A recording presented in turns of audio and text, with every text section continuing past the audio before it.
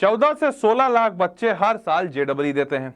इस 14 से 16 लाख बच्चों में जो जेडबल दे रहे हैं हर साल, इनमें से करीबन 2.5 लाख बच्चे ही ऐसे होते हैं जो मेंस क्वालिफाई करके एडवांस एग्जामिनेशन देने के लिए तैयार, मतलब देने के लिए एलिजिबल होते हैं।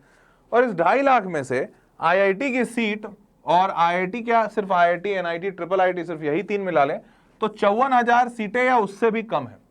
तो ओवरऑल अगर देखा जाए तो 3 से 4% बच्चे के आसपास जो स्टार्ट करता है यहां से 3 से 4% बच्चा ही ऐसा होता है जो अच्छे कॉलेज में सीट ले पाता है।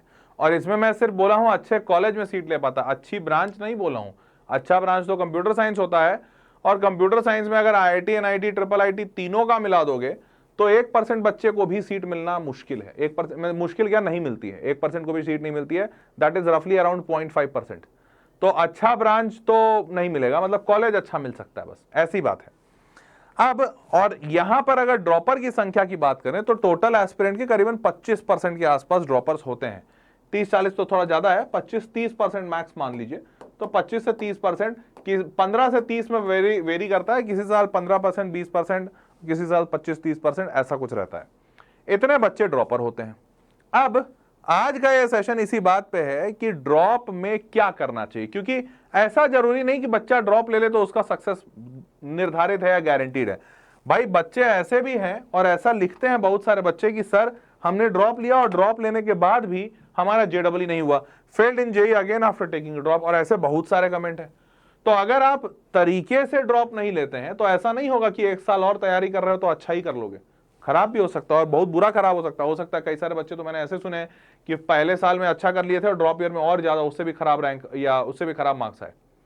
तो हेंस अभी मैं आपको यही बताने वाला हूं कि आप ऐसा क्या कर सकते हैं जिससे कि ड्रॉप सक्सेसफुल हो। आपको यह भी बताता हूं कि होता क्या है स्टार्टिंग में कि बच्चा ड्रॉप जब लेता है तो पहले महीने खूब बढ़िया कॉन्फिडेंस रहता है, एकदम दबादब। 1 महीने 1.5 महीने तक कॉन्फिडेंस अच्छा रहता है। 2 महीने तक जब वो पढ़ाई किया तो 2 महीने के बाद ना फिर एक सेटलिंग पीरियड आता है। 1 महीना 2 महीने के बाद थोड़ा जोश नीचे आने लगता है, और 2 महीने के बाद जब जोश नीचे आने लगता है तो 2-3 महीना जब होता है तो फिर आप इंसान लगता है ठीक है यार हो जाएगा, इतना भी जीवन मरण की क्या बातें हैं, थोड़ा मोबाइल चला लेते हैं, थोड़ा इंस्टाग्राम देख लेते हैं। और फिर जैसे ही अब जैसे ही ये माइंडसेट आया तो फिर कुछ चीजें खराब होनी शुरू होंगी। 5वें-6ठे महीने, अब यहां से डिक्लाइन शुरू, 5वें-6ठे महीने आने तक बैकलॉग बनना शुरू हो जाता है। और जैसे ही एक बार बैकलॉग का दानव आया उसके बाद तो फिर कॉन्फिडेंस कहां ही रहना है, उसके बाद तो कॉन्फिडेंस खत्म, और धीरे धीरे कॉन्फिडेंस टूटा। 7वां-8वां महीने तक बच्चा खत्म, उसको समझ में आने लगता है कि ड्रॉप ईयर भी गया बर्बाद, इस बार भी कुछ नहीं हो पाएगा। तो ये पूरी साइकिल होती है एक ड्रॉपर की, अगर वो तरीके से इसको प्लान नहीं करता है तो। नाउ अब वही प्लानिंग कराने के लिए मैं कोशिश कर रहा हूं कि आप एक सही रास्ता लें। तो देखिए, ध्यान दीजिए, अभी आप जहां बैठे हैं, आज का दिन अगर आप लें तो आज का दिन, और मैं मानता हूं पूरा अप्रैल चला दो, हटा दो। तो अगर अप्रैल हटा दिया और आपका जनवरी में पेपर है तो मैं जनवरी वाले महीने को भी नहीं मानता हूं, मैं मानता हूं दिसंबर तक में सब कुछ कंप्लीट कर दोगे, तुम टेस्ट वेस्ट भी दे दोगे। तो अभी से दिसंबर तक में आपके पास 8 महीने हैं। तो 8 महीने हैं, मतलब मोटा मोटी 250 दिन के आसपास है। अब 250 दिन ड्रॉपर का मतलब ये नहीं होता है ज्यादा समय, हाँ उसके पास दिन भर का समय ज्यादा है क्योंकि वो स्कूल नहीं जा रहा है, शायद कोचिंग लिया है नहीं लिया है, बट स्कूल तो नहीं जा रहा है, तो उसके उस हिसाब से समय ज्यादा है। पर दिन के हिसाब से देखोगे तो दिन आपके पास 250 ही है। भाई आम बच्चा क्या होगा, स्कूल जा रहा होगा तो उसको सेल्फ स्टडी का 2-3 घंटे का टाइम मिलेगा, 4 घंटे का, आपको 8 घंटे का मिलेगा।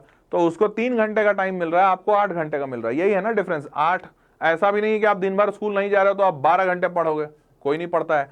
तो अगर आपको 8 घंटे का समय मिल रहा है पढ़ाई करने के लिए, तो 8 घंटा इंटू 250 करोगे तो रफली आपका 2000 घंटा है, और 2000 घंटे की पढ़ाई आपको मिल रही है। वो जो एक बच्चा नॉर्मल है जो रेगुलर स्कूल गोअर है उसको दिन में 3 घंटे मिलते हैं, लेकिन उसके पास दिन कितने होते हैं, उसके पास दिन 700 दिन होते हैं, 700 से भी ज्यादा ही होते हैं। तो अगर उसके पास 700 दिन बन रहे हैं तो उसको मिले 2100 घंटे। तो मोटा मोटी बराबर ही बात है, मतलब ड्रॉप लिए हो तो ऐसा नहीं बहुत ज्यादा समय है। प्लानिंग अगर नहीं करोगे तो गड़बड़ा जाओगे। ठीक है, तो चलिए चैनल सब्सक्राइब कर लीजिए, ऐसे बेहतरीन वीडियोस मिलते रहेंगे। बताता हूं कि क्या प्लानिंग करनी चाहिए। शुरू करते हैं। पहला तो ये बताओ कि तुम इस 3 कैटेगरी में से कहां फॉल करते हो, और ये नहीं जानते हो तो सबसे पहले आप अपने प्रीवियस अटेम्प्ट को एनालाइज कीजिए और एनालाइज करके बताइए कि मिस्टेक आपसे हुआ कहां। और मैं चाहता हूं जो भी बच्चा इस वीडियो को देख रहा है वो इस वीडियो के कमेंट बॉक्स में जाकर ये कमेंट करे कि वो कैटेगरी 1 में है, 2 में है, 3 में है, ये उसको कौन से, और हो सकता है 2-3 का मिक्स हो सकता है, वो बोले सर तीनों कैटेगरी में 1 2 3 ऑल। तो लेकिन आपको पता होना चाहिए, मैं चाहता हूं कि आप सबको पता हो कि आपको इशू क्या था। क्या आपको कॉन्सेप्ट नहीं आते थे, कॉन्सेप्ट का गैप था, या फिर आप सॉल्व नहीं कर पा रहे थे सवालों को, आप टीचर ने सॉल्व कराया वहां समझ आ गया बट आप खुद से सॉल्व नहीं कर पा रहे थे, या फिर इसी में सिली मिस्टेक वाला पार्ट, ये दोनों एक ही है, कैसे है बताता हूं। या तीसरा कि सर हमारा टाइम नहीं बैठ रहा था, हमसे सवाल सॉल्व हो रहे थे लेकिन टाइम मैनेजमेंट बिल्कुल नहीं कर पाए थे, पेपर के अंदर हम गए, हम स्वाहा हो गए, मतलब 3 घंटे का पेपर कब खत्म हो गया और हमसे बने बस 20 सवाल, 30 सवाल, 35 सवाल।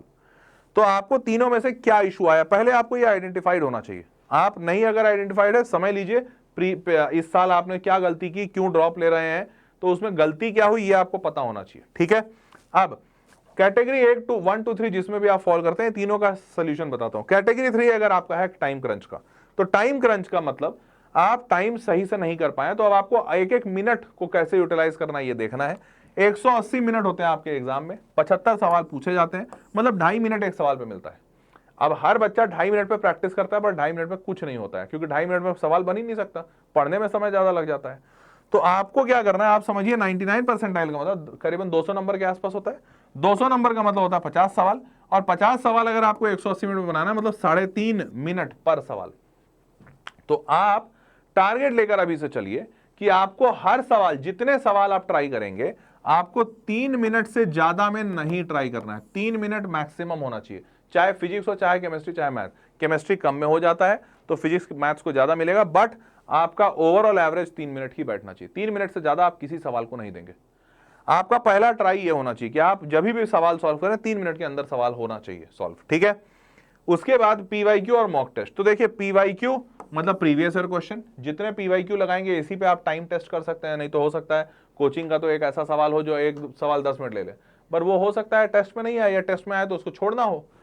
और मॉक टेस्ट में भी आपको यही टाइम सही करना है। अब पीवाईक्यू की स्प्रिंटिंग कीजिए, use previous year questions as time drills, इससे आपको बहुत हद तक समझ में आएगा, वही टाइम मैनेजमेंट बनेगा।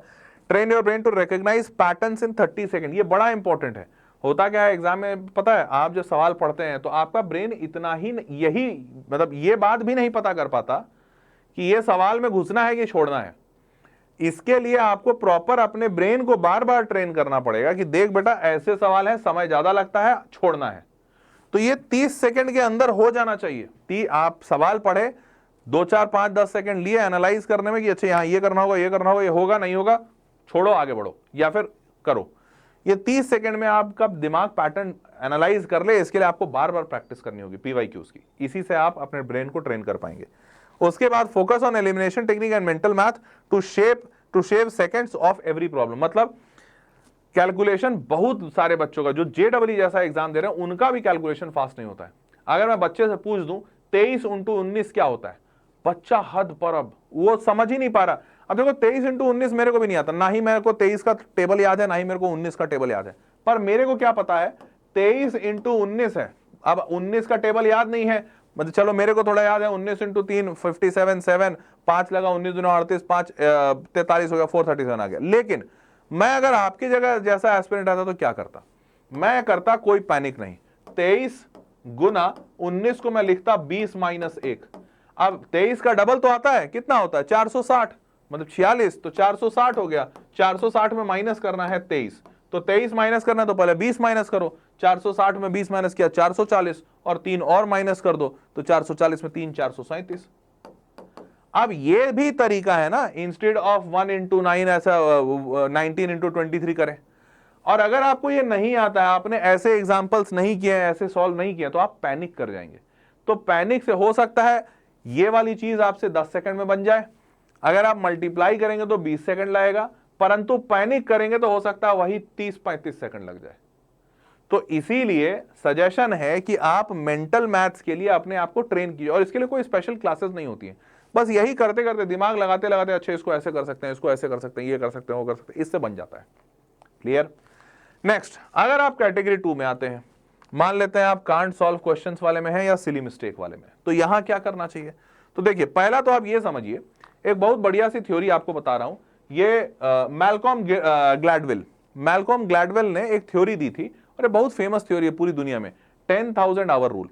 तो मैल्कॉम ग्लैडवेल क्या कहते हैं, ग्लैडवेल कहते हैं कि यार दुनिया में अगर इंसान को किसी भी चीज पे मास्टरी करनी है ना, किसी भी चीज पे, तो 10,000, ये 2008 में इन्होंने किताब भी लिखी थी, ये आउटलायर्स, इसी में ये बात लिखी हुई है कि अगर कोई भी इंसान किसी भी चीज में मास्टर होना चाहता है तो उसमें 10,000 घंटे की प्रैक्टिस कर ले।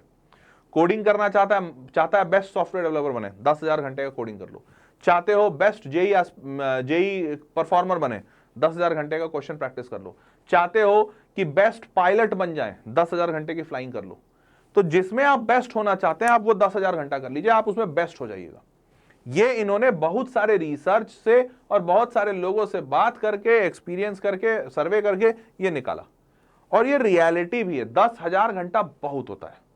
अब देखो 10,000 घंटा अभी तुमको तो देना नहीं मुमकिन है, तुम कैसे दोगे 10,000 घंटा? पॉसिबल है तुम्हारे लिए 10,000 घंटा मतलब बहुत बड़ी बात है। तो आप एक काम करो, आप 10,000 घंटे को छोड़ो, आप 10,000 सवाल कर लो। ऐसा नहीं कि 10,000 सवाल से कुछ नहीं हो, 10,000 सवाल भी अपने आप में बहुत है। मान लेते हैं 5-5 मिनट लगा, 5 × 10,000 50,000 मिनट तुम बनाए हो, तुम सॉल्व किए हो। ठीक है, 10,000 घंटे के आसपास नहीं है, परंतु 10,000 सवाल भी जेईई एग्जाम में बहुत बड़ा, मतलब बहुत बड़ा एक्चुअली नंबर है।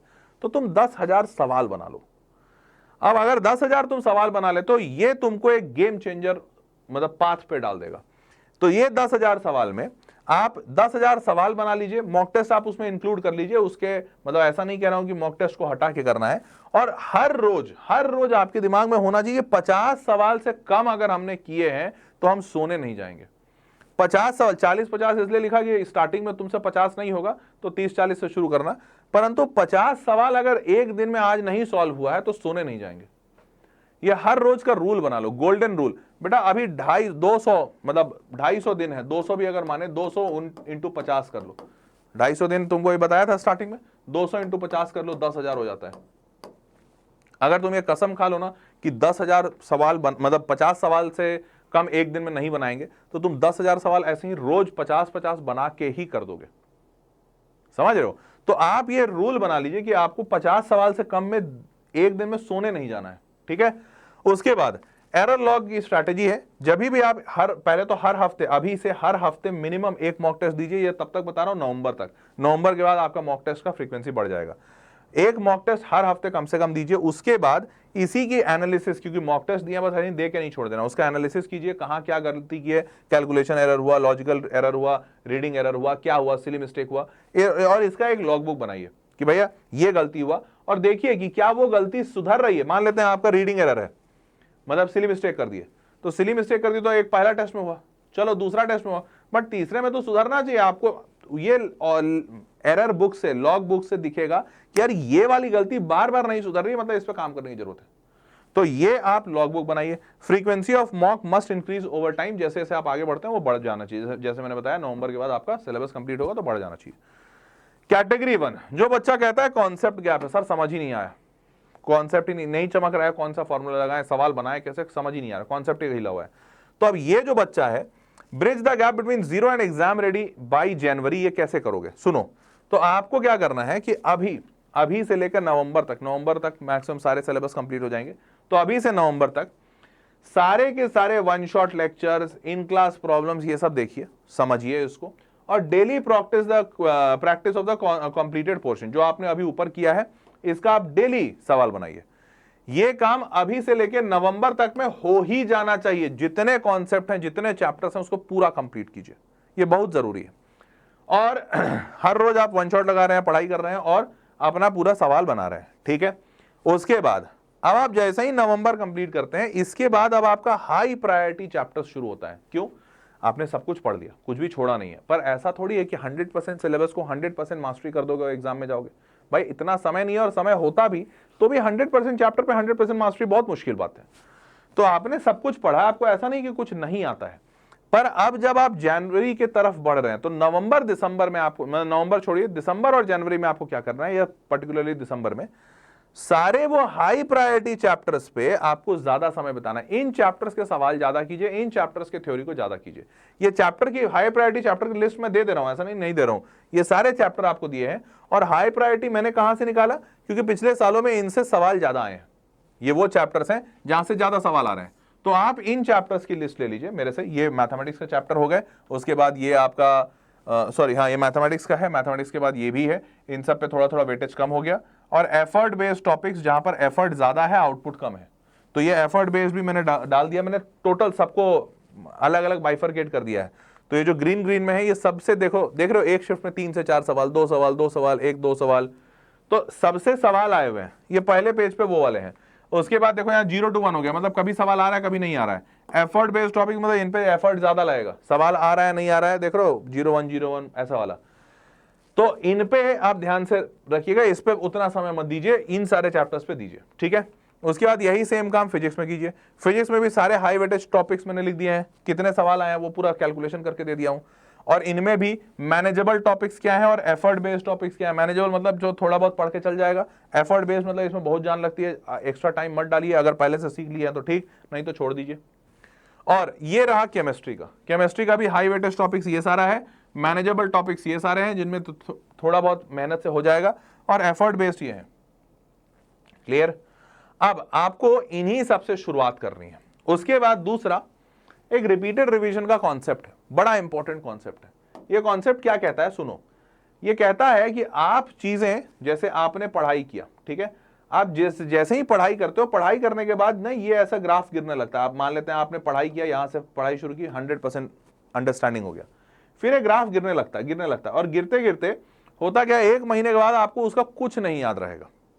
लेकिन अगर ये जो ग्राफ गिर रहा है, गिरने के टाइम पे आप एक बार और रिवाइज कर लो, गिरने के टाइम पे एक बार आप और रिवाइज कर लो, तो अब ये ग्राफ गिरेगा, पर गिरते गिरते भी ऐसा होगा कि 30-40% फॉर एवर रिटेन रहेगा। जो पहले आपका रिटेंशन ऑलमोस्ट 10% से भी कम था 1 महीने के बाद, अब वो कभी भी फॉर एवर 30% रहेगा मिनिमम। तो ये आपने एक बार रिवाइज किया, उसके बाद जब ये गिर रहा है ना, तो आप एक बार दोबारा रिवाइज कर लो, कुछ 1 हफ्ते के बाद। पहला आपने रिवीजन कर लिया, मान लेते हैं 1 दिन 2 दिन के बाद, फिर आप 1 हफ्ते के बाद रिवाइज कर लो। अब अगर आपने 1 हफ्ते के बाद रिवाइज किया, तो अब ये जब भी गिरेगा, मिनिमम से मिनिमम भी आपका 50-60% रिटर्न रहेगा मिनिमम।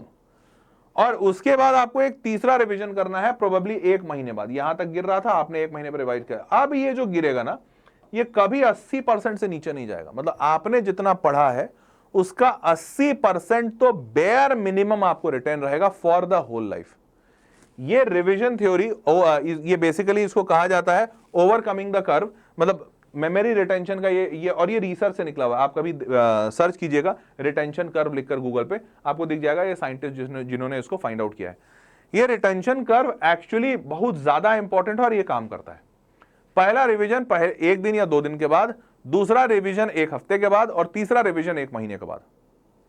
3 रिवीजन हो गए, फॉर एवर, पूरी जिंदगी तुम कभी नहीं भूलोगे। और इसीलिए जैसे तुम सारे लोग शायद सुने होंगे एकलव्य के बारे में, तो एकलव्य में मैं इसीलिए बच्चों को इतना रिवाइज करवा रहा हूं 7 बार। मैंने बोला रिटेंशन कर्व सब गया तेल लेने, मैं इसको फेल कर दूंगा, मैं 7 बार रिवाइज करवाऊंगा, कैसे भूल जाएगा बच्चा। तो 7 बार के रिवीजन में तो तुम भूल ही नहीं सकते। यहां तो 3 बार की बात कर रहा हूं मैं। अगर आप खुद से तैयारी कर रहे हैं, मिनिमम 3 बार का रिवीजन आपका होना चाहिए। चलो हो सकता है तुम एकलव्य बैच में नहीं होगे, 7 बार नहीं कर पाओगे, बट 3 बार तो तुमको करना ही है, ऐसा, ठीक है। अब हाई प्रायोरिटी चैप्टर कर लिया, अब आपका आता है दिसंबर, और दिसंबर में आपने हाई प्रायोरिटी वगैरह कर लिया, जनवरी में आपका मॉक टेस्ट और उसकी एनालिसिस, सिर्फ यही और कुछ नहीं। तो यहां पर क्या है, देखो कंसिस्टेंसी बहुत ज्यादा इंपॉर्टेंट है वर्सेस इंटेंसिटी। इंटेंसिटी से 1 बार पढ़ लोगे, 2 बार पढ़ लोगे, बट कंसिस्टेंसी से हर रोज पढ़ता आदमी, और इससे बहुत ज्यादा रिजल्ट्स निकलते हैं। 6 hour every day is better than 14 hours once a week, समझ रहे हो। तो हर रोज का 6 घंटा आपको पढ़ना, मतलब 6 घंटा नहीं, आपको तो 8 घंटा 10 घंटा पढ़ना चाहिए, बट मेरे में 8 घंटा पढ़ना चाहिए। Health is wealth, tired brain can not retain concept. तो अगर दिमाग थका हुआ है तब तो कुछ नहीं कर पाओगे, ठीक है। तो अच्छे से सोइए, सोशल मीडिया को बंद कीजिए, मत यूज कीजिए, और दिमाग को शांत कीजिए, मेडिटेशन वगैरह हो सकता है तो वो कीजिए। क्लियर। एंड देन अपने प्रोग्रेस को ट्रैक कीजिए, क्योंकि इससे आपके ब्रेन को डोपामाइन मिलता है। आपका ब्रेन बार बार ये सिग्नल लेता है कि यार मैं अच्छा कर रहा हूं, अच्छा हो रहा है, ठीक है, बढ़िया है। तो ये जो ट्रैकिंग और प्रोग्रेस है ना, बड़ा इंपॉर्टेंट है। अपने ब्रेन को बार बार प्रोग्रेस ट्रैक करके बताइए कि यार मैं अच्छा कर रहा हूं, सही रास्ते पे हूं, वेरी गुड, वेल डन। ये चीज के लिए अपना या तो खुद से एक स्टडी ट्रैकर बना लीजिए। मैंने एक ऐसा स्टडी ट्रैकर बनाया है, आप देखकर खुद से बनाने की कोशिश कीजिएगा गूगल शीट वगैरह पे। पर ये स्टडी ट्रैकर मैं ड्रॉपर वाले बच्चों को दे रहा हूं, जो एकलव्य ड्रॉपर बैच है उसमें बच्चों को दे रहा हूं ये स्टडी ट्रैकर। तो आप भी ऐसा कुछ बनाने की कोशिश कीजिए, ये स्टडी ट्रैकर, या अगर कोई दोस्त आपका एकलव्य ड्रॉपर बैच में है तो उससे लेने की कोशिश कीजिएगा, कॉपी करके कुछ ऐसा, समथिंग ऑफ दैट सॉर्ट। पर इस स्टडी ट्रैकर से ये तो बहुत डीप लेवल में मैंने बनाया है कि भाई इतना डीप लेवल की बच्चे को, मतलब वाव, मतलब वो एक एक क्षण, एक एक घंटे का उसको हिसाब है क्या पढ़ रहा है, कब पढ़ रहा है, कितना पढ़ा, कितना बचा है, क्या करना है, सारी चीजें, एक एक चीज, कब पढ़ना है, क्या समय, सब कुछ। तो ये बहुत तगड़े तरीके से ये स्टडी ट्रैकर बनाया हुआ है, बट आप भी ऐसा कुछ बनाने की कोशिश कीजिए, ठीक है। चलिए, तो फाइनली अगर आप एकलव्य ड्रॉपर बैच ले सकते हैं तो मैं कहूंगा बेस्ट है, क्योंकि इस एकलव्य ड्रॉपर बैच में ये स्टडी ट्रैकर तो दे ही रहा हूं, इसके साथ साथ यहाँ जो 10,000 सवाल मैंने बोला ना कि हर रोज 50 सवाल बनाओ, तो ये 10,000 सवाल भी मैं बच्चों को करवा रहा हूं, सारा मैं खुद ही करवाऊंगा। तो 10,000 सवाल, हाई प्रायोरिटी चैप्टर, ये सारी चीजें जो जो मैंने आपको बताई है वो सारी जिम्मेदारी बच्चे के एकलव्य ड्रॉपर बैच में मैंने उठाई है। तो अगर आप एकलव्य ड्रॉपर बैच ले सकते हैं, मतलब इससे ज्यादा बढ़िया कुछ नहीं हो सकता है। इसके लिए लिंक मैंने नीचे डिस्क्रिप्शन बॉक्स में डाल दिया है, वहां पर जाकर आप एकलव्य ड्रॉपर बैच परचेज कर सकते हैं और तैयारी हमारे साथ कर सकते हैं। बहुत बढ़िया तगड़ा तैयारी कर रहे हैं, ठीक है। मैं सारे बच्चों के साथ बहुत तगड़ा तैयारी उनको करवा रहा हूं कि भाई हर हाल में IIT निकलना चाहिए, ठीक है। चलो भाई, तो ladies and gentleman, hope you loved and enjoyed it. मिलते हैं अगले वीडियो में, तब तक के लिए अपना ख्याल रखो, चैनल सब्सक्राइब रखिएगा, बढ़िया बढ़िया वीडियोस मिलते रहेंगे। Bye bye, take care.